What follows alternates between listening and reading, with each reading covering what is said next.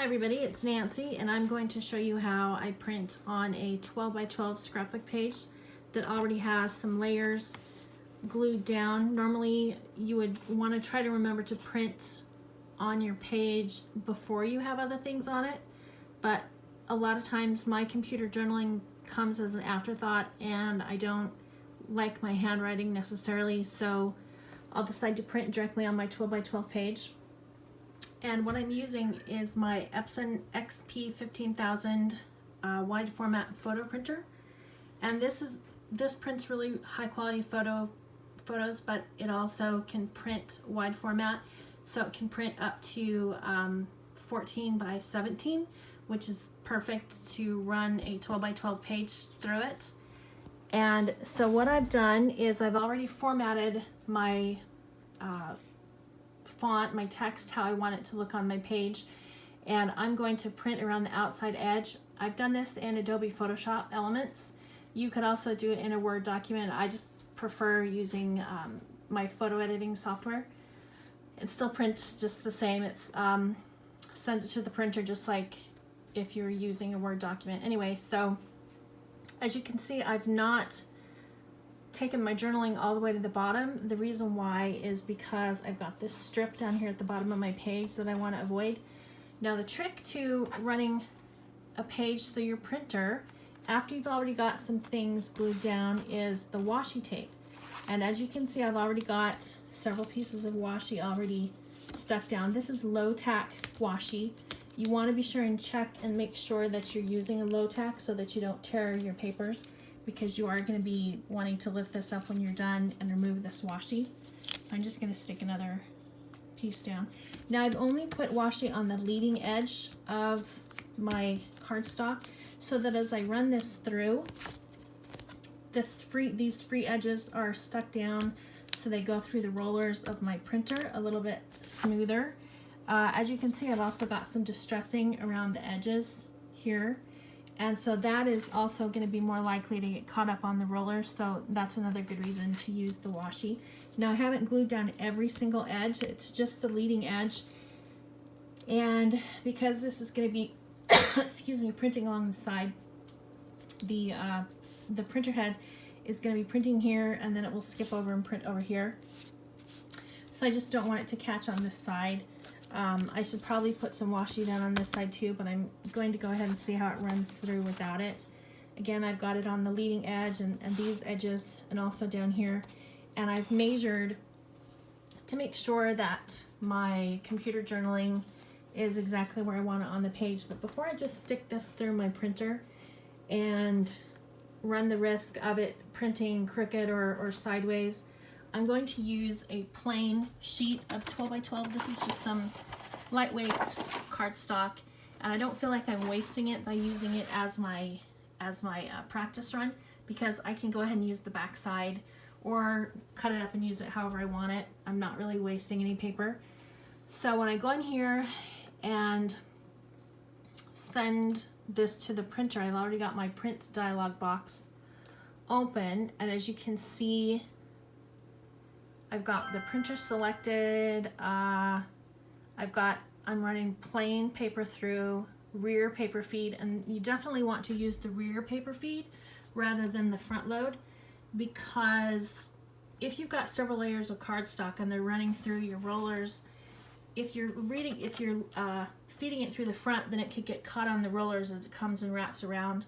So when you use a rear paper feed printer, it just allows everything to lay flat and it'll come straight through and straight out the front, so you're not bending your page at all and having you run the risk of it getting caught up and binding up your printer. Okay, so back to my photo printing dialog box. If I needed to change my settings, I would go into here, these change my settings, but I've already gone through, and in the advanced settings I've changed my document size. If you click user define, then you can put in whatever sizes you want that you're going to be printing. So I've gone ahead and put in my 12 by 12. Now I've chosen to use a draft quality printing right here and a black grayscale rather than color. And that's just because this is a dry run, the first run of how I want to see how my print looks on my page. So all these settings are good. Make sure you've got the proper orientation. And I'm going to hit print. So right now it's sending the information to the printer. The printer's going to print this. This should be really quick because it is a draft.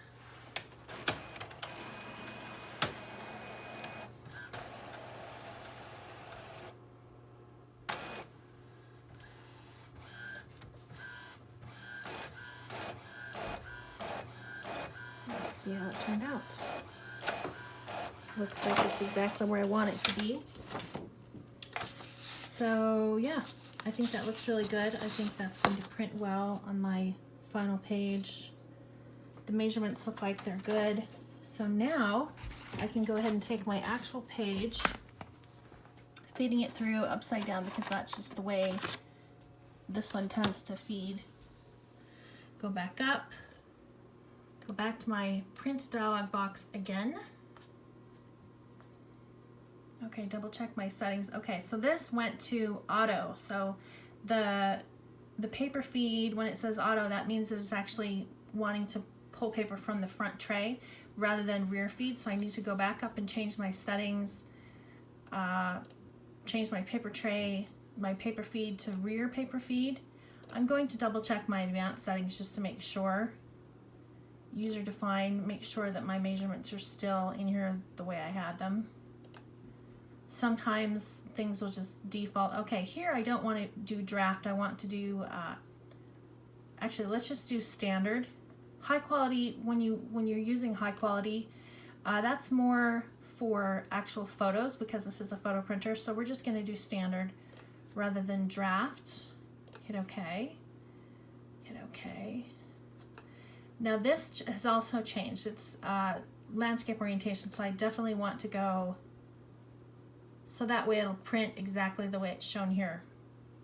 Okay, so double check my settings. Plain paper, rear paper feed, user defined, individual prints, actual size. Okay, so if I'm hitting print now, it's sending all that information to my printer.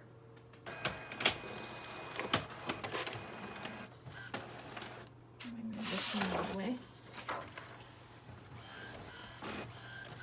And I don't hear anything catching. Moment of truth.